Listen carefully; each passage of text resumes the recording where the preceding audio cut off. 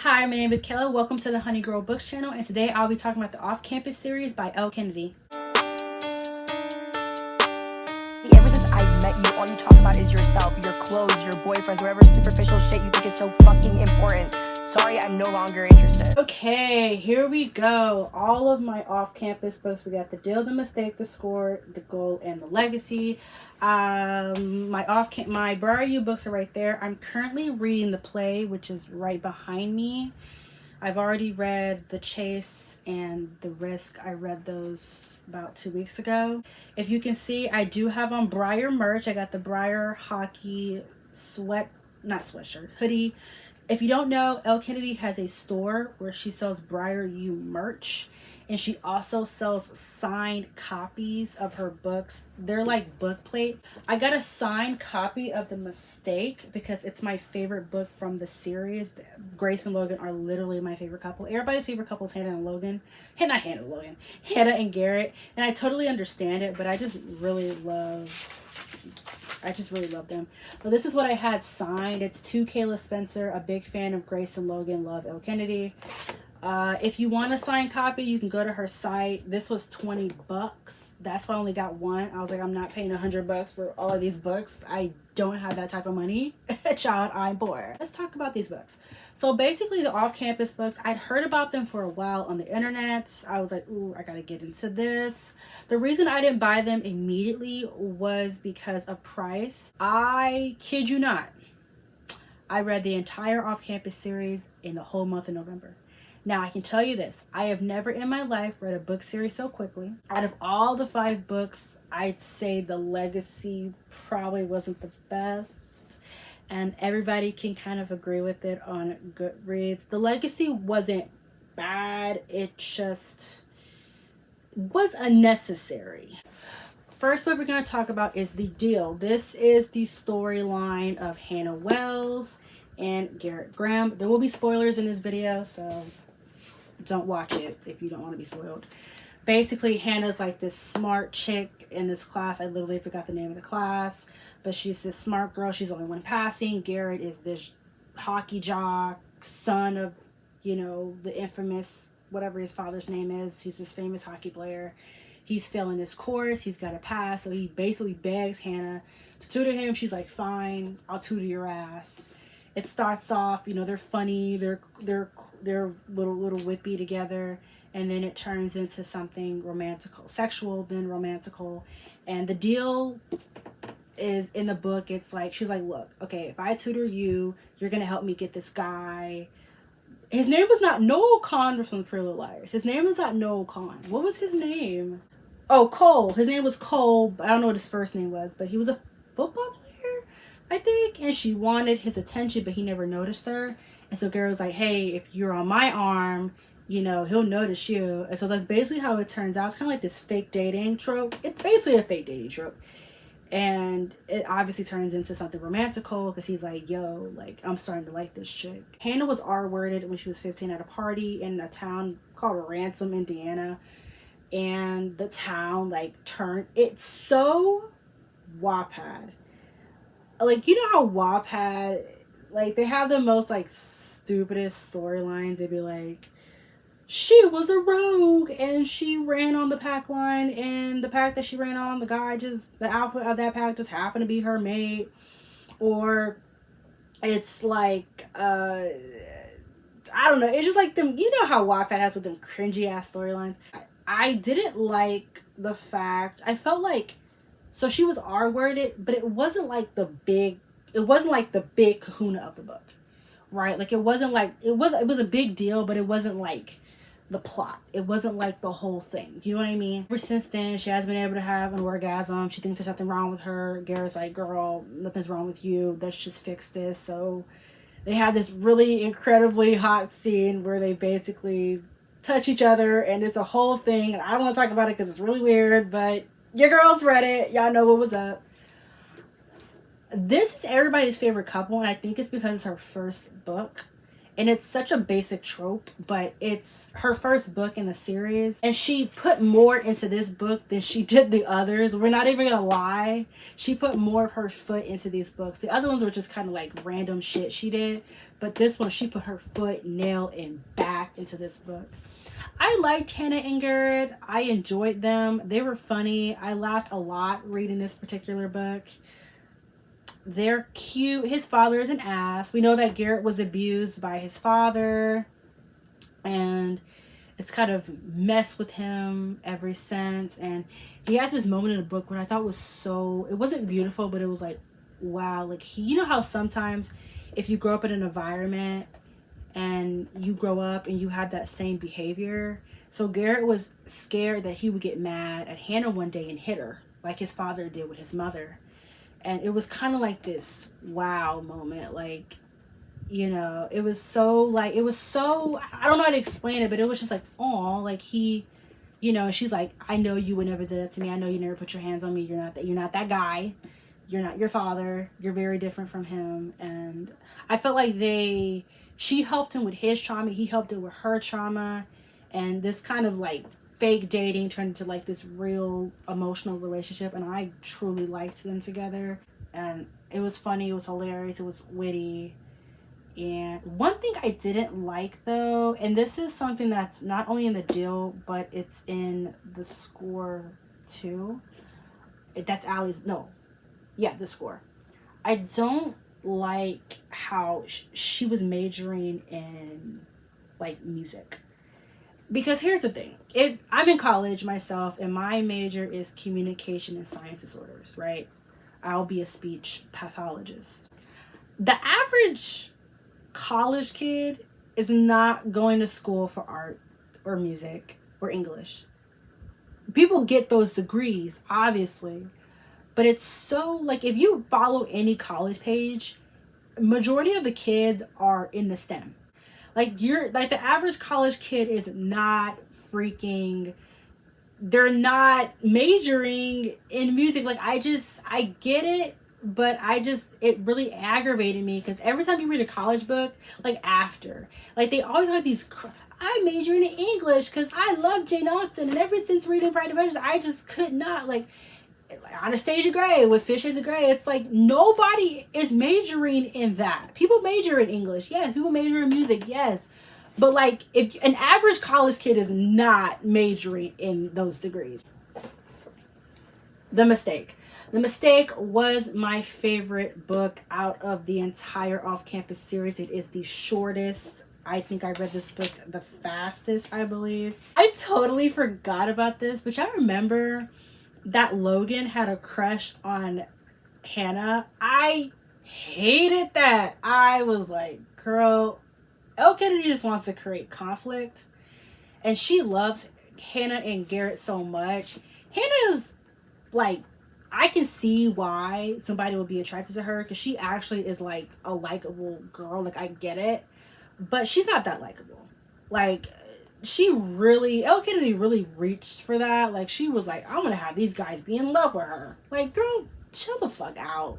Hannah's worth it, but she ain't worth it. You know what I mean? I just didn't like that. This was the most random because it was literally like, I'm looking for this dude. I can't find him. He shows up to Grace's dorm, walks in her room. They're randomly watching a movie, and then they just start playing with each other. It was just so, I was with it, but I was like, this is just so random. I liked her whole like Ted Bundy fascination, and like she likes true crime. It kind of reminds me of Melissa Dimmer.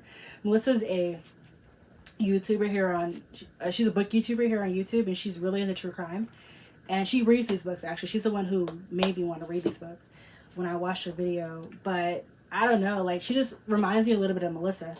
But I really like this book. I don't remember it like that. Oh, she made him come. But he didn't make her. So then he came back and then made her come. And then they had like this whole thing, and then she wanted to sleep with him, and he was like, nah. And she was like, oh, get out. This is embarrassing. Get out. Don't see me again. Whatever. And then she goes like off to Paris, comes back, new hairstyle, and then they get back together. I thought it was so cute when she worked at the radio station and he called in. I was like, it's giving me Disney Channel. It's giving me Disney, child. It's giving me 2011. This book was a 5-star for me. I put my review on the screen. I love them.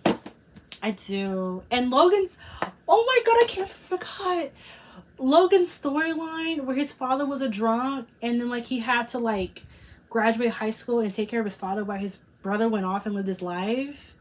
And like Logan had a whole breakdown at Grace's father's house. I was like, oh my god, it was so beautiful. It was just so emotional. I love when men are emotional in books. It's just something about it. Like, it was just so cute. That's what's on. The score. Okay. This book was hilarious. I think out of all the books, I think this was the funniest because Allie's a funny character and Dean's a funny character, and I liked their dynamic, and I liked how he was a player and she was like this wild child, and like they collided. And what was she had like a dildo. What was it named? Like Larry or Ramona or something? Winston. She had a vibrator named Winston. It was really weird and strange. I think Allie was a perfect match for Dean because like she matched his energy, and the fact that they slept together and he was like pining for her and she was like, yo, I don't want you, leave me alone. This man was like on her back, like, girl, please give me another try. That was hilarious. Like I said, again, with these unrealistic degrees, I know people go to school for acting, but like the average college kid is not in school for acting. But I did like how she was an actor, though. It was different. I think acting matched her personality. She had the perfect personality for an actress, you know? Like, Allie just had it. The most beautiful moment in this book for me was when Bo died. I spoiled myself when I read that. I am the type of person that skims, and I do count out how many chapters because I want to know like how many pages are in the next chapter. And I accidentally saw it and I was like, damn. And I was so sad. I was actually in denial. I was like, he ain't dead. Assimilation. Like, I was hoping it wasn't real, but it was. I didn't really know Bo like that, but your girl was emotional. Your girl was crying. I wasn't crying. No. I never cried. I don't cry reading books. I get emotional, but I don't cry. I didn't cry. But I was just like, oh my god, like, he really dead. And then with Dean, there was 2 big moments in the book. One moment was when, I gotta find his name because I don't know his name, but it was when her boyfriend, Sean, they broke up, and he found out that she was like sleeping around, and he called her a whore and was like degrading her. And then like Dean pulls up to the house, he goes in a room and he's like hugging Allie. It was such a beautiful moment. And then they just randomly started dating because like everybody knew, and it was like, we gotta like show them. And then the second moment was when Dean went off the deep end when Bo died, because like he was like the better friend of Bo. Like, he really knew him more than the other hockey players. And it was just so sad. He like went on this spiral, and she tried to help him and he wouldn't get help, and he failed his drug tests for the game, but like he got his shit together in the end. And I just felt like they weren't my favorite couple, but if I had a rank, I'd say they were third. It'd be Grace and Logan, Hannah, Garrett, then them two, and then it'd be Sabrina and what's his name? Then it'd be Sabrina and her country boy. I forgot his name. Oh, the 4th book, and that is the goal. So this is a pregnancy trope. This actually, funny thing, the girl's been reading since she was 12. And I started reading Wattpad when I was 14. No, 13, which says a lot.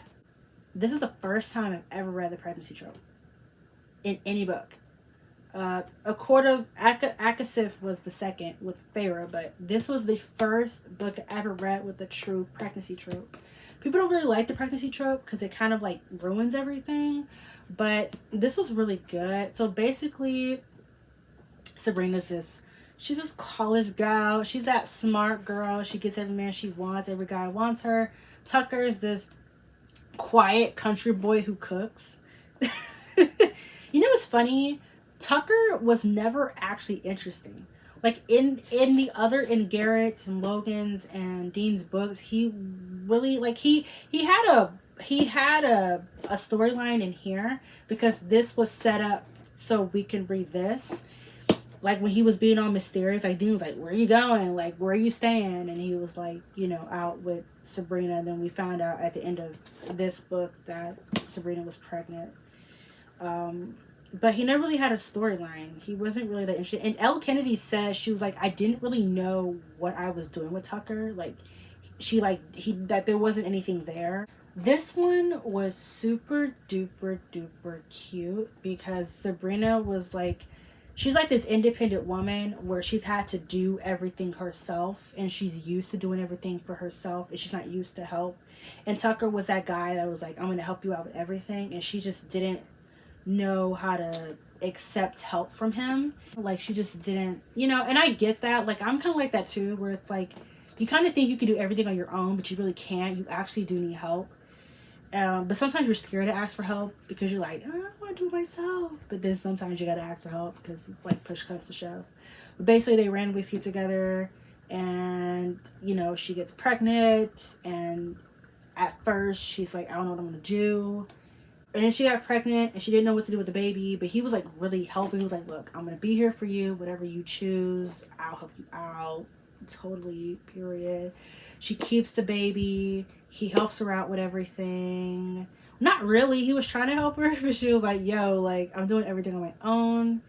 And we have her applying to Harvard Law. Was it Harvard or Yale? I think it was Harvard. She was like applying for to go to law school, and you know we see like she has like this perverted, you know, stepfather. Then her nana's help but not really, and then her parents ran out on her. And I think a moment where I was like aw was when she invited Tucker over and they slept together, and then the stepfather came in the room, and then he was like being really rude, and Tucker was about to like beat that ass, and I wanted him to beat that ass. But he did though. Wasn't it like Sabrina was in a room and then the girl, he was like trying to like corner her or something, and Tucker came in and was like, yo, like you better step the fuck back, I'm gonna beat you. Did he beat his ass? I think he did. Or he like threw him against the wall or something. It was really hot. He did something. But I liked them. I think Elle Kennedy did really good with this pregnancy trope. Sabrina was a likable character. He was a likable character. I think she was like a really true character with her trying to do everything and trying to be like this independent woman and trying to be this mother, but also trying to go to school and not realizing like Tucker didn't judge her. He was there for her through everything. He was a really calm guy. He never really rose his voice to her. Like whatever she wanted to do, he did. Like he was like, look, you are the conductor, I'm the caboose, you lead where you want me to go and I will follow you, and that's on that. But this was a 5 out of 5 stars for me on Goodreads, and I love them together, and honestly I cannot wait to reread these. This book is The Legacy. So let me just tell y'all something. You want to read the Briar U books, then read The Legacy. The Briar U books came out in 2018, 2019. This one came out last year. This book updates not only off campus, but it also updates Briar U. So I already knew the couples that were together, so it wasn't really spoily. But I was so deep into the book that I literally could not stop because I was like, well, you're already here, might as well. So it's not really spoiler, but if you don't want a spoiler, I'd say read Off Campus, then read Where Are You, then go back and read this. This book had the lowest ratings on any off-campus book in the series. and it was the least popular, and it got the lowest reviews. This was unnecessary. I don't know why she wrote this. I liked it. I enjoyed it. It was cool to like see where they were at, but it was unnecessary. It was basically 4 short novellas that consisted of 85,000 words. So we're going to talk about each novella, and I'm going to give my thoughts. So the first one we're going to talk about is Grace and Logan. So for Grace and Logan, I believe it was, they're 28 now. So it's about, I don't know how to do math. It's like 5, 6, 7 years into the future. Somebody on Goodreads, and I didn't think about it, someone on Goodreads, they were like, I feel like Elle Kennedy doesn't really know her characters. And if I find them, I'm going to put it on the screen. They're like, I don't really feel like Elle Kennedy knows her characters because she had her characters like doing things that they normally wouldn't do. Grace is the shyest girl out of all the girls in the off-campus series. And it literally started out with them at a bar, and these guys were like, hey, I bet you can't, get her, which was Grace. And they like bet money. And he like went over to Grace and like had a whole makeout session from the entire bar, and he like fucked in like the stall bathroom. It was weird, not of Logan, but of Grace, because she's a very shy character. So like, why would she make out in front of a million people? That just didn't make sense to her character. I just didn't get it. I liked how they went to the they were going to a ski resort, and then they got like stranded, and they were like stuck in the snow, and it was just them in the car. And I was like, okay, Elle, I see where you're going with this. And they got eloped, which I liked. I love Grace and Logan. They're my favorite couple. Their novella to me was 5 out of 5. I totally enjoyed it. I thought there was nothing wrong with it. Oh no, I'm going to say their novella was a 4 out of 5, just because I just felt like that whole makeout session in the bar was just totally not Grace. The proposal. Okay, so this second part's Dean and Allie. Okay. So the fact that Allie was like, look, Dean, I don't want to get married right now, because if we get married, that constitutes kids and all this stuff, and I'm not ready for that. This man was like, all right. Buys a ring and then proposes to her. It's like, what did you think was going to happen? I understood where she was coming from with the whole, like, if we get married, then we're going to have to be together. Like, that constitutes kids, me giving my career. I got where she was coming from. But I felt like Elle Kennedy didn't know what else to do for them. So she just like made this up. Elle Kennedy is a lazy author. For this book particularly. She ate with the other ones. She was real lazy with some of their storylines. And you could just tell. You could just tell like she just did not know what she was doing. And she just put some shit together and just was like, here you go. Read it. Like, you know what I mean? Like, how authors, you could just tell they just don't know what the fuck they're doing. And it just seems so random. That's what I felt with Allie and Dean. But I felt like, I don't know, she could have done something else. Anything else but that. Maybe it could have been like Allie was having like troubles with acting, and she was going like this downward spiral. Like, I just felt like there could have been a better storyline. But it was just so unnecessary, because it was just like, okay. It was just literally them fighting. Like, I want to get married. I want to get married. You don't love me. I love you. It was just whack. I'd give that novella, I give it a 4 out of 5. Because I was entertained by it. I'm not going to lie and say I wasn't, because I was. But I don't know. I just feel like she just didn't know what to do with them. So she just made it up. The third novella is Tucker and Sabrina. So basically, Tucker and Sabrina, they got this baby. They're worn out. Hey, we need to go on this vacation. So they don't go to the Galapagos. I was like, they go to the Galapagos. They go to the Bahamas, I think, right? Or they went to like Dean's like beach house somewhere, and they stayed there. There was that. That also, I just felt like she just didn't know what she was. Here's the thing. I think Elle Kennedy wanted to write a what's happening now just for Hannah and Garrett, but she couldn't do that because it'd be seen as favoritism. So she just kind of had to give everybody else a novella, and she just made up everybody else's and just gave everybody shitty ass fucking stories because she couldn't think of anything else. But this right here, this is part 3. This is the honeymoon with It was just so weak. It very much gave me like cringy white people rom-com on fucking Hallmark or something. Like it just was not that good. The only part that I did like was how Tucker got angry, because we never really seen Tucker angry, and I feel like in the score he had every opportunity to be angry and he never was. But I liked how he was yelling that he like got in a fight and was in jail, and I was like, okay, this man's a rebel.